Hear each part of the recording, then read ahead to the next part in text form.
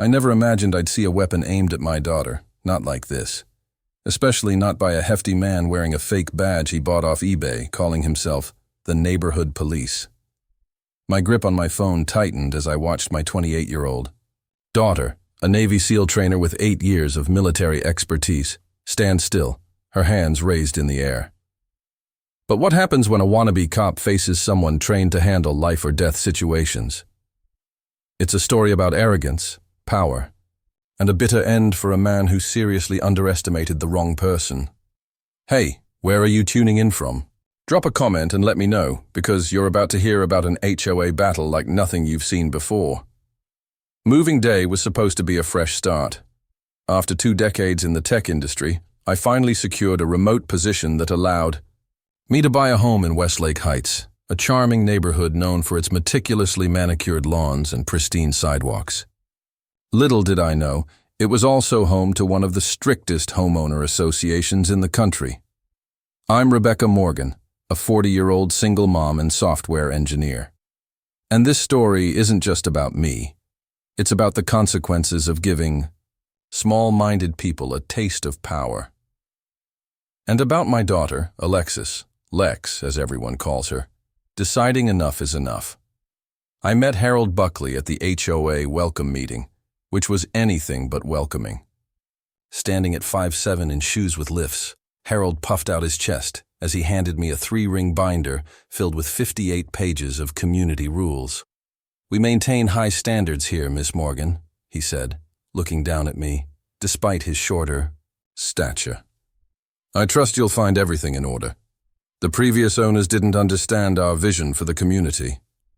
His smile didn't reach his eyes, which darted across the boxes I was moving, inspecting them like they held contraband. Harold was 58, a retiree from an accounting firm, with the demeanor of a hall monitor who'd suddenly been handed a taser. "During our first week, I received 2 violation notices. One for leaving my trash can on the curb 30 minutes past pickup time, and another for parking my moving truck overnight, despite having verbal permission from another board member. Everything shifted when Lex came to visit. She'd served 8 years in the military, training Navy SEALs and perfecting advanced combat techniques. After her last deployment, she was uncertain whether to renew her contract or transition to civilian life. "Maybe I'll crash with Mom for a while," she said over the phone, her voice carrying a forced lightness I recognized from years of her downplaying difficult situations. I hadn't mentioned Lex to the neighbors, not because I was hiding her, but because my personal life was nobody's business. So when Harold saw her doing push-ups in our backyard one morning, I wasn't expecting the scene that followed. It was 5:30 a.m., and Harold was patrolling. That should have been my first clue. He froze at our fence, watching Lex complete a set of 51 armed push-ups without breaking form. That evening, a notice appeared on my door. Unauthorized resident detected. Activity violation. Outdoor activities. Prohibited before 7 a.m. Fine, $75 at the next HOA meeting. Harold made sure to single me out. "We've noticed you have a guest staying with you, Ms. Morgan," he announced in front of the entire room. "Our bylaws clearly state that guests staying longer than 72 hours must be registered with the Association for security purposes." My face heated up. "That's my daughter, Mr. Buckley. She's staying with me while transitioning out of the military." At the mention of military, his expression shifted. I caught a flicker of fear. Or was it resentment? Before he quickly regained his composure. "Rules are rules," he muttered. "There's a form and a $25 processing fee, and just a reminder about our noise ordinances and activity restrictions. 5 a.m. exercises disturb the peace." I paid the fine, filled out the form, and hoped to keep things smooth in my new neighborhood. But later that night, as Lex and I sat outside with wine glasses in hand, she gave me that look, the one she'd perfected over her years of service. "Mom, something's off about that guy," she said, swirling her wine glass. "He's not just power hungry, he definitely is that. But did you notice his posture, his badge, the way he walks? He's playing cop." I shrugged it off. He's just a retiree with too much time on his hands. But Lex wasn't convinced. No, Mom. I've seen this before. Men who couldn't get into law enforcement but still crave authority. They create little kingdoms where they can enforce their own laws. And they're dangerous precisely because there's no real oversight, no accountability. She took a slow sip, her eyes narrowing as she watched Harold's SUV roll by for the third time that evening. I think your HOA president doesn't just want control. I think he's pretending to be someone he's not. And I want to find out what he's hiding. I should have told her to let it go, to enjoy our quiet life. But I trusted her instincts more than my own need for peace. Just be careful, I said. We still have to live here when you go back to your life. Lex smiled that confident half-smile of hers, the one I knew always meant trouble. Oh, Mom, that's assuming he'll still be running this place when I'm done. True to form, Lex wasted no time. With the precision I had seen her apply to everything from middle school projects to military strategy, she began investigating Harold. It started innocently enough. Casual chats with neighbors during her morning runs, asking about the neighborhood and its president. Jenny Martinez, a kindergarten teacher who lived a few doors down, was the first to open up. We invited her over for coffee, after Lex helped her carry groceries in the rain. I remember Jenny saying in a hushed tone, Harold's been president for 7 years. Before that, the HOA just maintained the pool and organized the annual block party. But now, it's like living under constant surveillance. Jenny had received violation notices for her garden, her holiday decorations, and even her children's bicycles visible from the street. But the most bizarre part? Last summer, I found Harold in my backyard taking pictures of my herb garden, she said, shaking her head. When I confronted him, he claimed he had reports of marijuana cultivation. It was basil and mint, as Lex dug deeper, more disturbing stories surfaced. Frank Wilson, a retired principal, revealed the most alarming details. Harold had been using HOA funds to apply for security grants, purchasing cameras and equipment that no one ever saw, other than at the entrances and pool. The real picture was coming together. Harold wasn't just running the HOA, he had turned it into a personal fiefdom, complete with surveillance systems and a self-appointed security force. Then Lex uncovered something chilling. Harold had applied to the police academy in his 20s, only to fail the psychological evaluation. His obsession with authority hadn't died. It had simply found a new outlet. It wasn't until one evening when Lex returned from a jog that she saw Harold's SUV in front of Jenny's house again. Harold had now added magnetic security decals to his vehicle and was wearing what looked like a police uniform. He was demanding to inspect Jenny's backyard, claiming it was due to multiple complaints. Lex managed to snap a few photos, and when she showed them to Frank, the truth came crashing down. Harold was impersonating a cop. It was illegal. The most disturbing revelation came from Frank. Harold had a security office in his basement, complete with monitoring screens, incident reports, and a wall filled with confiscated items, garden ornaments, children's toys, even a bird feeder he had confiscated for violating a code. Lex had uncovered a dangerous man, a man who'd let his delusions of power grow unchecked. But it didn't stop there. It was clear now. Harold Buckley wasn't just a tyrant in the HOA. He was a threat to the community, using his fake authority to intimidate, control, and manipulate. Lex, however, was determined to bring him down. "We'll gather evidence," she said, her voice cold with resolve. "And then we'll introduce him to some real authority figures who won't be impressed by his little badge collection." Lex shifted slightly, redirecting Doug's momentum with a simple move that sent him stumbling into a rose bush. She never touched him. His own forward motion and poor balance did all the work. But suddenly, the power dynamic had visibly shifted. "Don't touch me without consent," she said calmly. "That would be assault." Harold was apoplectic. "You attacked my officer. That's it. We're calling the real police." Lex pulled out her phone. Excellent idea. I was about to suggest the same thing. Should I call or would you like to? I'm happy to explain to them how your security officer attempted to physically detain me during my morning run after you conducted an unauthorized stop while impersonating law enforcement. The threat of actual police intervention caused Harold's bravado to falter.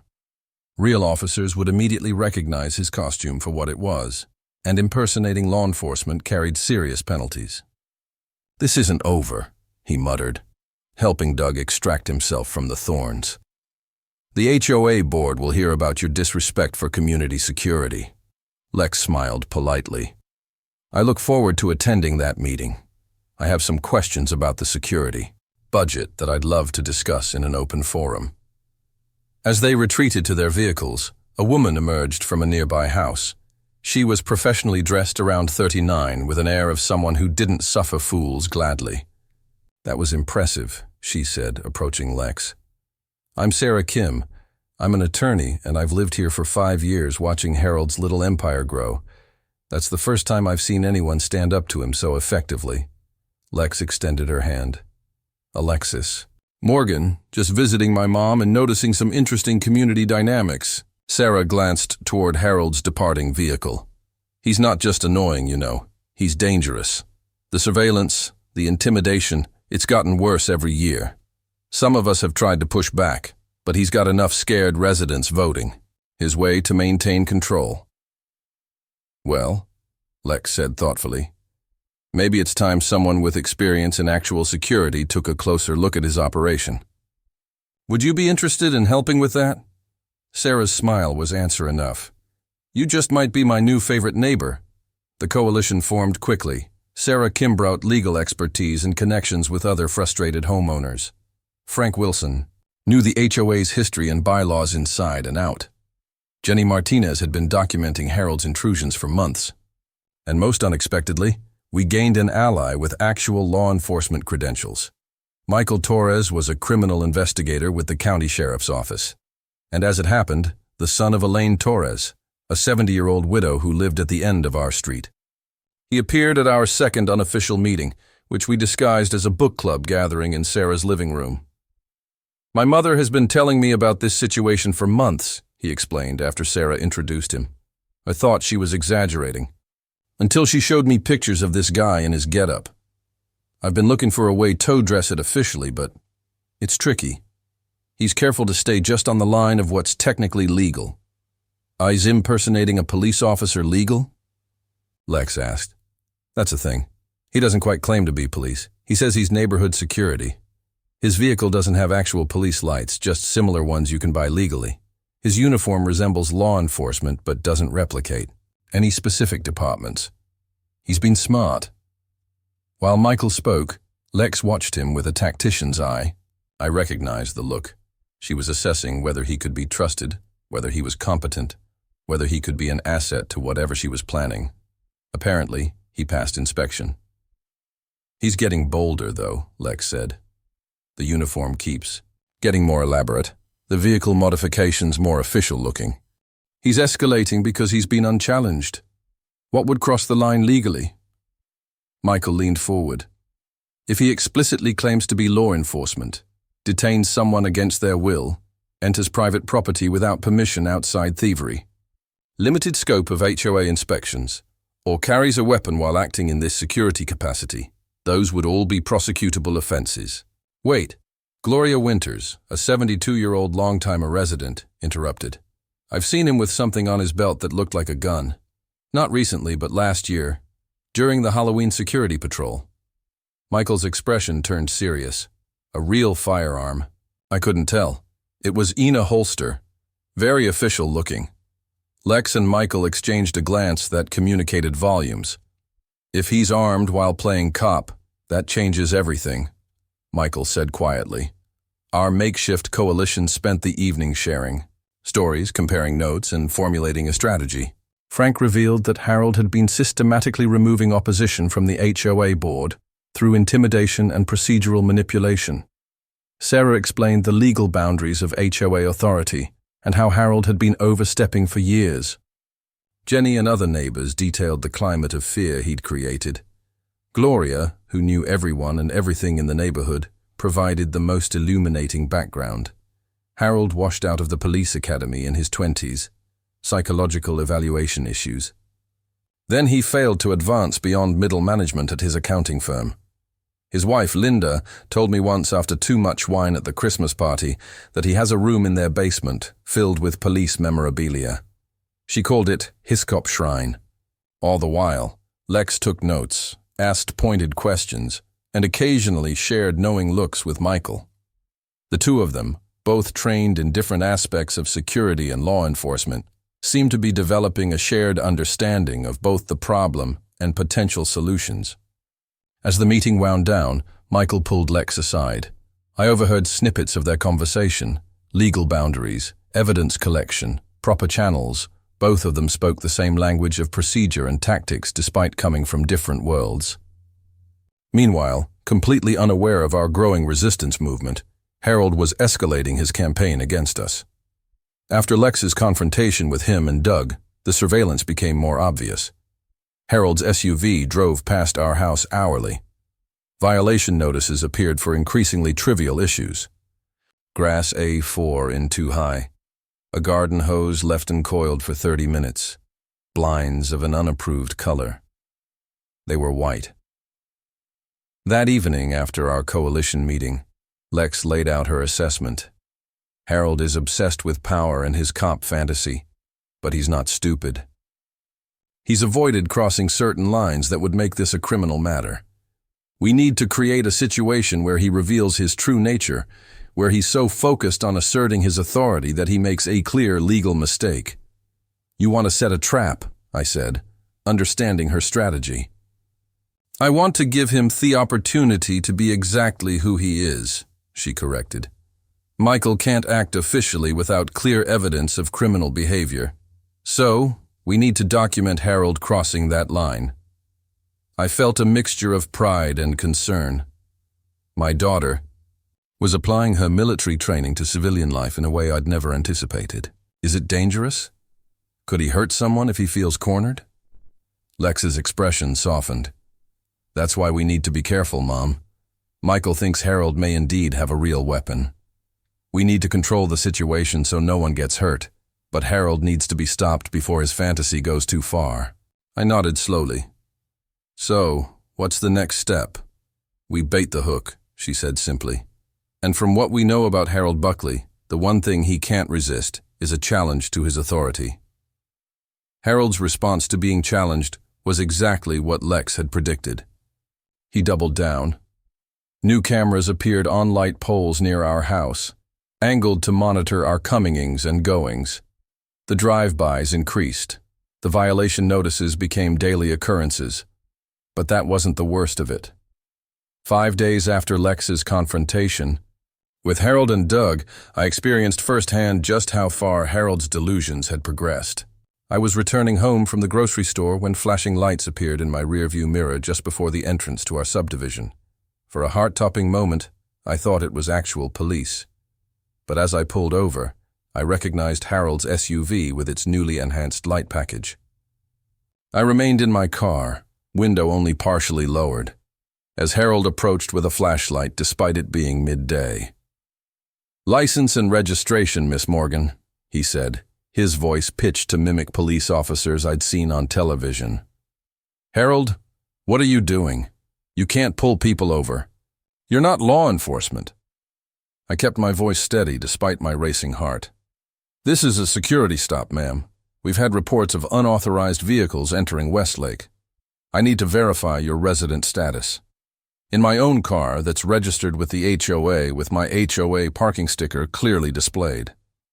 I pointed to the sticker he himself had issued months earlier. Harold's expression darkened. "Step out of the vehicle, please." "Absolutely not. This is ridiculous. You have no authority to order me out of my car." He reached for something on his belt, and my blood ran cold when I realized it was a holstered object that strongly resembled a firearm. Whether it was real or not, the implied threat was clear. "Security protocol. Ms. Morgan, exit the vehicle now." I called Lex while keeping my eyes on Harold. She answered immediately, and I put the phone on speaker. "Lex, Harold has pulled me over at the neighborhood entrance and is ordering me out of my car. He appears to be armed. Harold's eyes widened at the realization he was now being recorded. In the background, I heard Lex say something to someone else before her voice came through clearly. "Mom, stay in the car. Harold, my mother, is on her way home in a registered vehicle. You have no legal authority to detain her. If you're armed, you are committing a serious offense by brandishing a weapon while impersonating security personnel." Harold's face flushed. "This is a legitimate security operation. We've had break-ins reported." "Then call the actual police," Lex replied calmly. "I'm contacting them right now on another line. Officer Torres will be very interested to hear about your traffic stop and apparent weapon." At the mention of real police, Harold's demeanor changed instantly. He straightened, adjusted his belt, and attempted to regain composure. "This was just a routine check, Ms. Morgan. You're free to proceed. We're all just trying to keep the neighborhood safe." As I drove away, my hands shaking on the steering wheel, I saw in my mirror that Doug had arrived in his truck. The two men stood in close conversation, Harold gesticulating wildly, while Doug looked increasingly concerned. When I arrived home, Lex was already on the porch, waiting for me. Michael Torres was with her, though not in uniform. "Are you okay?" she asked, helping me carry in groceries. "Just shaken," I admitted. Hurley thought he was a police officer, Lex. The way he spoke moved. It wasn't just playing anymore. He believes it. Michael nodded grimly. "This is exactly what we needed documented. Attempting to conduct a traffic stop is well beyond HOA authority. If he was armed, that elevates the situation significantly." "I couldn't tell for sure," I said. "He had something in a holster, touched it threateningly, but never drew it." "We need to accelerate our timeline," Lex said, looking at Michael. "He's escalating faster than we anticipated. The confrontation with me, now this. He's losing grip on the boundaries of his fantasy." Michael agreed. "I'll speak with my lieutenant today. We have enough for a preliminary investigation based on multiple witness statements, but what we really need is clear documentation of him crossing the line, entering a home unlawfully, explicitly claiming police powers, or brandishing an actual side-o weapon." Lex's expression turned serious. "I think it's time for Phase 2. Harold is fixated on our house and what he perceives as our disrespect for his authority. Let's use that." The plan they developed was precise and controlled. Through Frank, they would leak information that I had received documents about HOA financial irregularities, specifically the security budget that Harold controlled with minimal oversight. They would ensure Harold overheard that I kept these documents in my home office, but would be away all day Sunday at a workshop in the city. In reality, I would leave visibly with packed bags, but Lex would remain home with multiple hidden cameras, installed by Michael and his trusted colleagues. Sarah prepared the legal groundwork, documenting every step to ensure all evidence would be admissible. My friend Taylor Wong, who had served with Lex and now worked in cybersecurity, helped set up surveillance systems that would capture everything. While we prepared, Harold's behavior became increasingly erratic. Gloria reported seeing him patrolling at 3 a.m. shining flashlights into windows. Jenny caught him photographing her garage when her teenager left the door partially open. Sarah documented him questioning visitors to the neighborhood and recording license plate numbers. Most disturbing was the report from Linda Buckley's sister, who visited our impromptu coalition meeting. "Linda is scared," she confided. "Harold has been sleeping in his uniform. He bought a real gun recently." She found the receipt. "He talks about maintaining order constantly and has maps of the neighborhood with certain houses circled, including yours." The night before our planned operation, I found myself sitting with Lex on our back porch, the same spot where this had all begun weeks earlier. The summer air was heavy with the scent of jasmine, deceptively peaceful given what we were about to do. "You sure about this?" I asked quietly. "If he really is armed and becoming unstable?" Lex reached over and squeezed my hand. "This is what I'm trained for, Mom. Assessment, planning, controlled execution. Michael will have officer position nearby. We've accounted for every variable we can. She paused, looking up at the stars. Sometimes, the most dangerous person isn't the one who seems obviously threatening. It's the one who believes their own lies so completely that they can justify anything. I nodded, thinking about Harold's evolution from annoying HOA president to something much darker. Just promise me you'll be careful. Her smile was confident but gentle. Always am. And tomorrow, hopefully, Westlake Heights can start being just a neighborhood again, not Harold Buckley's personal thief.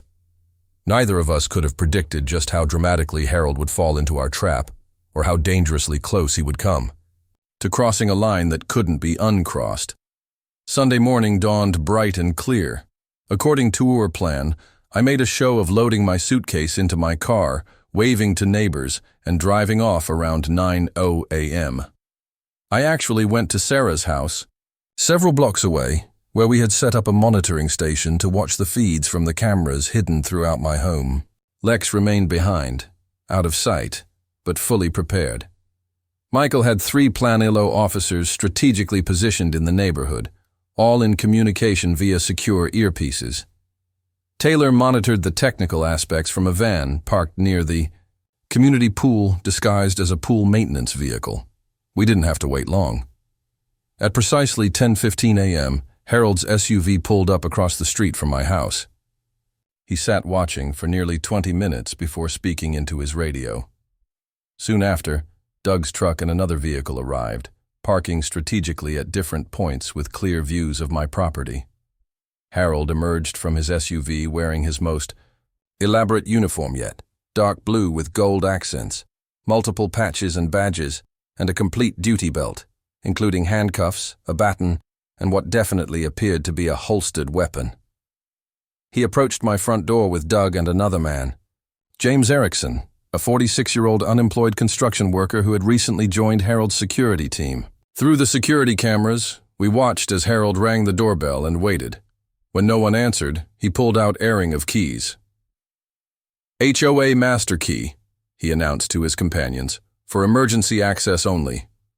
The use of a master key to enter a private residence without permission or emergency was already illegal, but what happened next elevated the situation dramatically.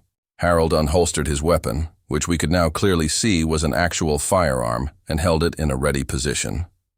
At security sweep protocol, he explained to Doug and James, unknown subject could be inside, despite primary residence absence. Morgan has been confrontational and may be concealing contraband or evidence. Sarah gasped beside me as we watched. He's got a real gun and he just admitted to looking for evidence. This is breaking and entering with a weapon. Michael's voice came through the communication system. All units stand by. Let him fully enter the premises and establish intent before we move. Wait for my signal. On the monitors, we watched Harold enter my home. Gun drawn, conducting what he clearly believed was a police-style sweep of the main floor. Doug and James followed, looking increasingly uncomfortable as Harold pushed deeper into my private residence. Check the kitchen and dining room, Harold ordered. I'll take the office. That's where she'd keep documents. As James and Doug reluctantly began searching the kitchen, Harold moved toward my home office, where Lex was hiding, positioned perfectly to capture everything on video without being immediately visible. Harold entered the office, his weapon still drawn, and began rifling through my desk drawers. Community security is paramount, he muttered to himself. Can't have people questioning authority. Order must be maintained. The moment Lex had been waiting for arrived. She stepped out from behind the door, hands visible. Hello, Harold. Harold spun around, gun pointed directly at her chest, exactly as we had predicted, and positioned cameras to capture. Freeze security. Don't move. Lex remained perfectly still, hands raised. You're pointing a firearm at me in my mother's house, Harold. You entered without permission using a master key. Do you understand what you're doing right now? Harold's expression flickered between shock and righteous indignation. This is an authorized security inspection. where received reports of suspicious documents and possible criminal conspiracy against the homeowners association. I'm going to be very clear, Lex said calmly. You are not law enforcement. This is breaking and entering, and you're committing assault with a deadly weapon. Lower your firearm immediately. Instead of backing down, Harold's delusion deepened. I am acting under the authority granted to me as head of Westlake Security. You are interfering with an official investigation. On your knees, hands behind your head. In the monitoring station, Michael made the call. He's escalated to armed threat. Move in now. All units carefully. He has a hostage situation and doesn't realize it. Lex, trained for far more dangerous situations than this, maintained perfect composure. Harold, I need you to understand your reality right now. You've broken into a private residence. You're pointing a weapon at a former military trainer. There are multiple cameras recording this entire interaction, and real law enforcement is about to enter this house. For a moment, doubt crossed Harold's face, but his delusion was too powerful. You're lying. This is my jurisdiction. I'm in control here. Are you? Lex asked quietly. Doug and James have already left, Harold. They saw what you were doing and wanted no part of it. It's just you, me, and that gun. You're still pointing at my chest. A gun I'm guessing Linda doesn't know you purchased. Harold's eyes widened. How? We know everything, Harold. The police academy rejection, the basement shrine, the HOA funds you've diverted for your equipment, the illegal surveillance. It's over. At that moment, the sound of the front door opening announced Michael and his officer's arrival. Harold's face contorted with panic. He raised the gun higher, his hand shaking. Stay back. This is my neighborhood, my jurisdiction. Michael's voice carried clearly through the house. Harold Buckley, this is the county sheriff's department. Lower your weapon immediately and place it on the ground. You are not law enforcement. Repeat, lower your weapon now. The next moment seemed to unfold in slow motion. Harold, his fantasy world collapsing around him, had a critical choice to make. For a terrifying second, his finger tightened on the trigger, as his eyes darted frantically between Lex and the doorway. Lex spoke one last time, her voice firm but not threatening. Harold, real law enforcement officers are here now. Don't make a mistake. You can't come back from. Reality finally penetrated his delusion. Harold's shoulders slumped, and he slowly lowered the weapon. As Michael and his officers entered the room with their weapons drawn, Harold placed his gun on the floor and raised his hands.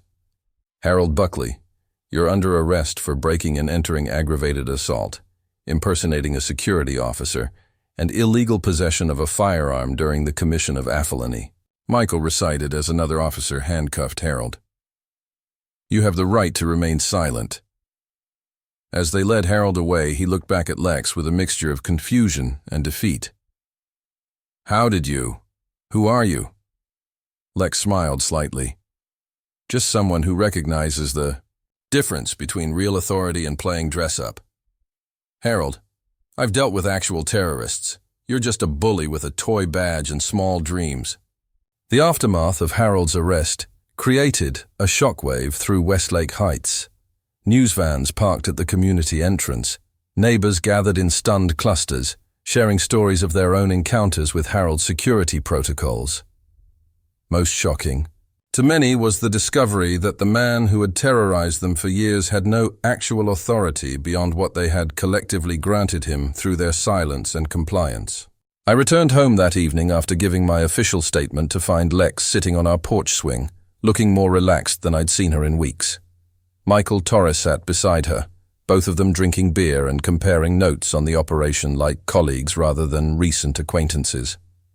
You know, Michael was saying, in 15 years of law enforcement, I've seen some power-hungry security guards and overzealous neighborhood watch types, but Harold was in a category all his own. Lex nodded. It's the combination that makes someone like him dangerous. The rejection from legitimate authority positions, the underlying personality issues, and then finding a small domain where he can exercise unchecked power. Add in a community that's conflict-averse, and you've got the perfect ecosystem for a mini dictator." They both looked up as I approached. "Mom," Lex said, rising to hug me. "How are you holding up?" "Still processing," I admitted. Part of me feels guilty for helping set him up, but then I remember him pointing a gun at you, and the guilt evaporates pretty quickly. Michael stood, his expression professional, but kind. "You shouldn't feel guilty, Ms. Morgan. What we did was controlled and legal.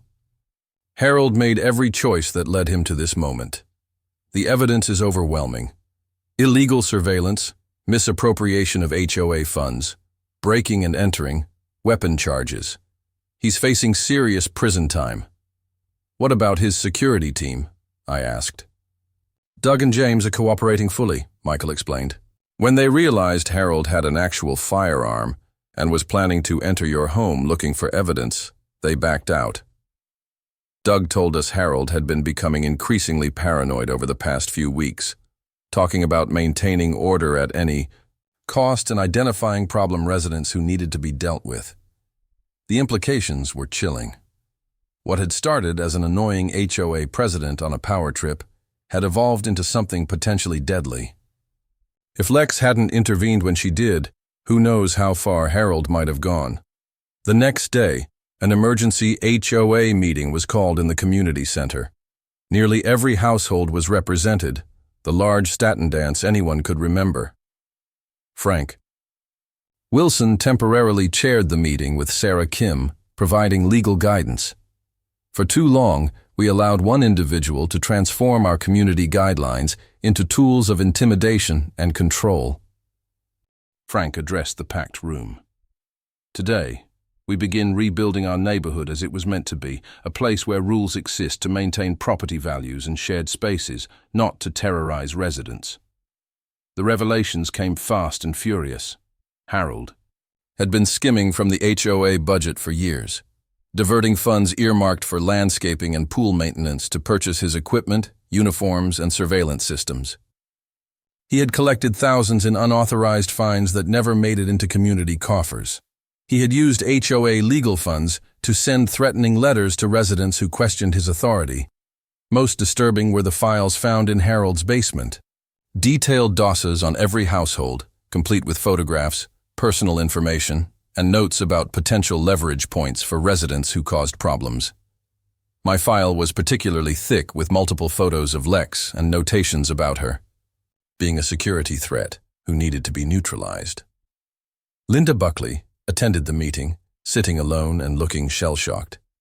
When given the opportunity to speak, she rose shakily. "I want to apologize to all of you," she said, her voice barely audible.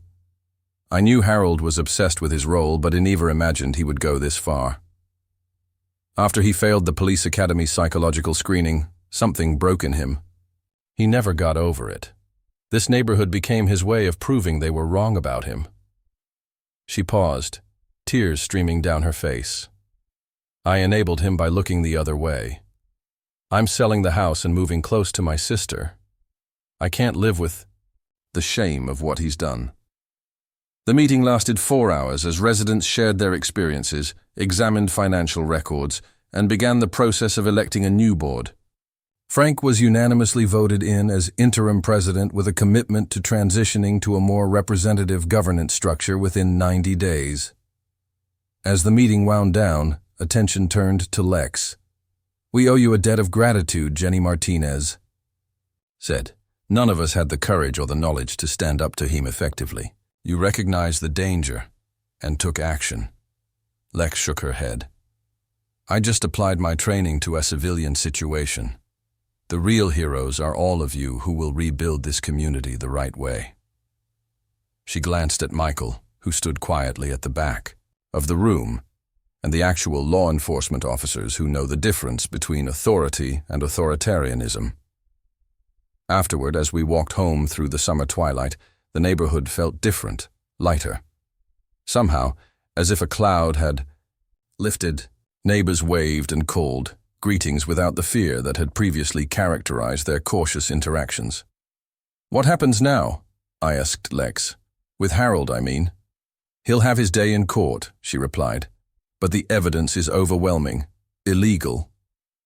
Possession of a firearm, breaking and entering, assault, impersonation, financial fraud. He's looking at significant prison time. She paused, looking thoughtful. The psychological evaluation will be interesting. He's not insane. He knew what he was doing was wrong, but he created an elaborate fantasy world where his actions were justified by his self-appointed role.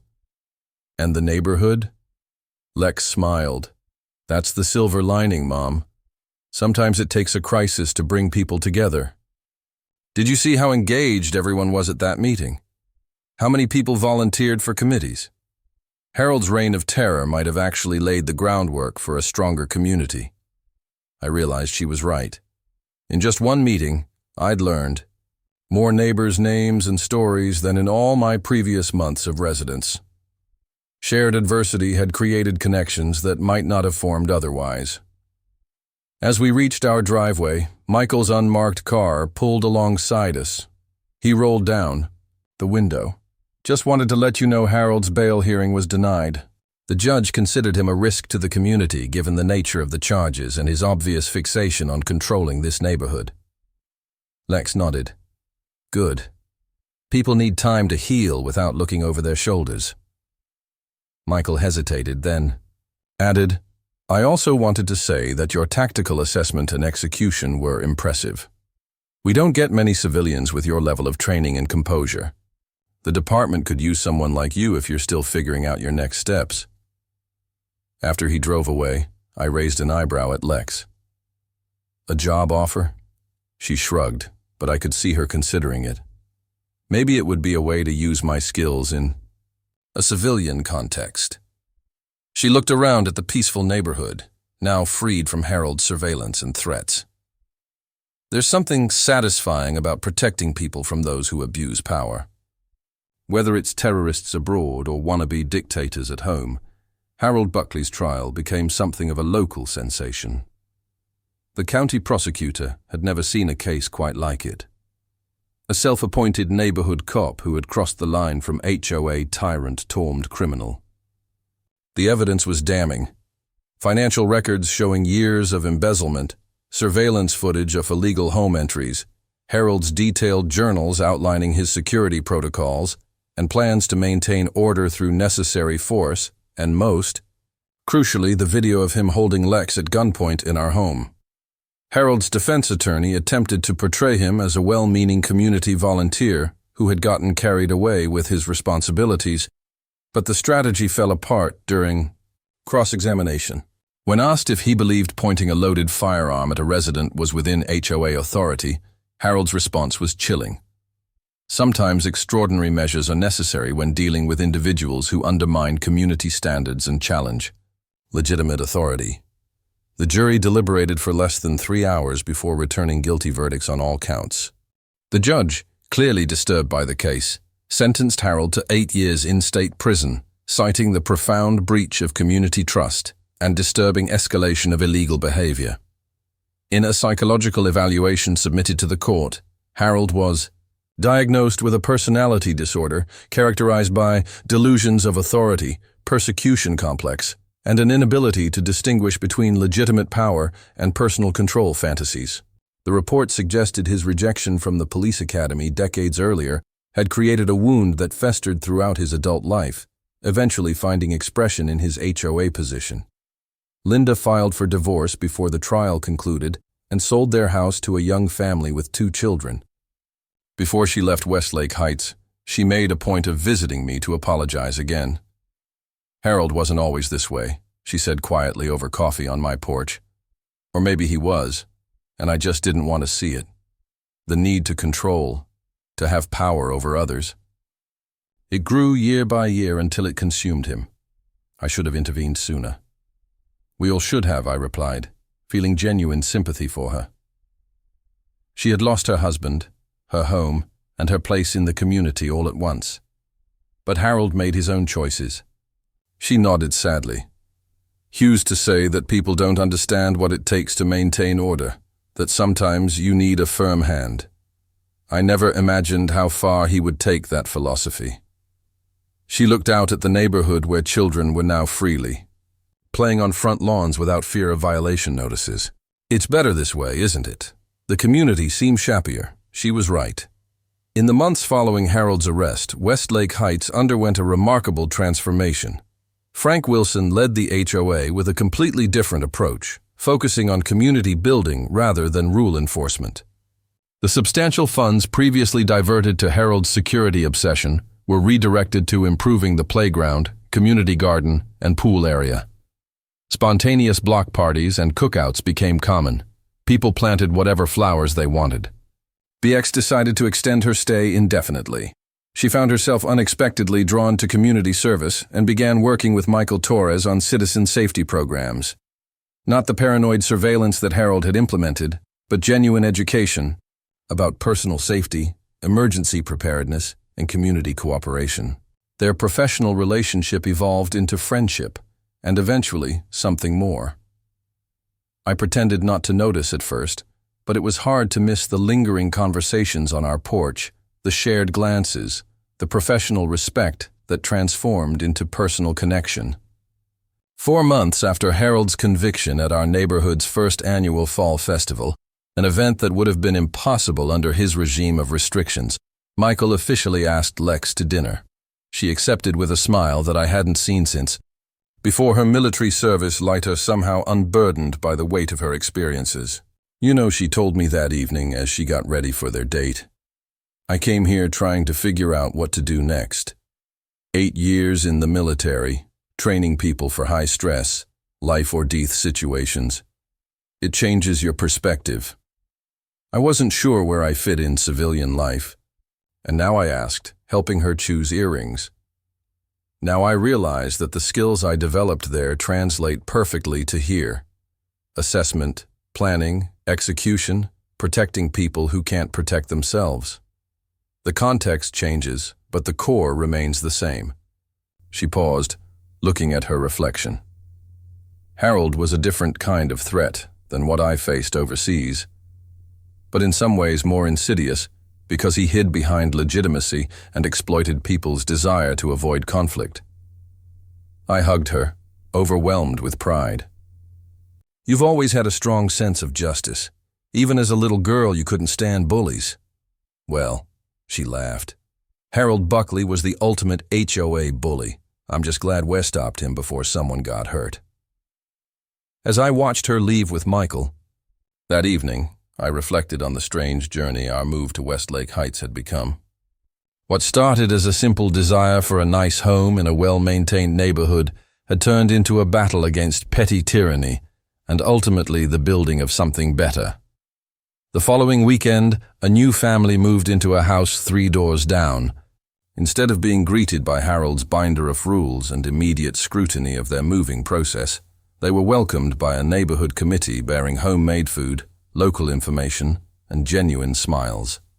Lex and I brought a chocolate cake and offered help unpacking. As we walked home afterward, Lex gestured toward the community center where Harold had once held court. You know what the biggest difference is now? People aren't afraid of their neighbors anymore. She was right. Harold's twisted fantasy of being a cop had created a climate of fear and suspicion. With him gone, Westlake Heights had become what neighborhoods should be, places where people look out for each other rather than policing each other. 1 year later, Westlake Heights has become the kind of community people actually want to live in. The HOA still exists, but functions as a service organization rather than an enforcement agency. Property values have actually increased. Turns out people prefer neighborhoods where they don't fear constant surveillance and arbitrary fines. Harold remains in prison, though he recently applied for a sentence reduction. In his application, he finally acknowledged that he had created an alternate reality where I was the ultimate authority and was receiving treatment for his personality disorder. The prison psychologist described his condition as small badge syndrome, when individuals denied power in their regular lives create micro-kingdoms to control. Lex now teaches a weekly self-defense class at the community center where she often jokes, "I trained Navy SEALs, but dealing with a crazy HOA president really tested all my skills." She and Michael are now engaged, having found common ground in their commitment to service and community protection the right way. As for me, I've taken on the role of community newsletter editor, ensuring transparent communication replaces Harold's secretive dictates. When new residents ask about that HOA president who went to jail, I tell them the morale of our story. Real security doesn't come from control and fear. It comes from community, connection, and the courage to stand up to those who abuse power, no matter how small their kingdom.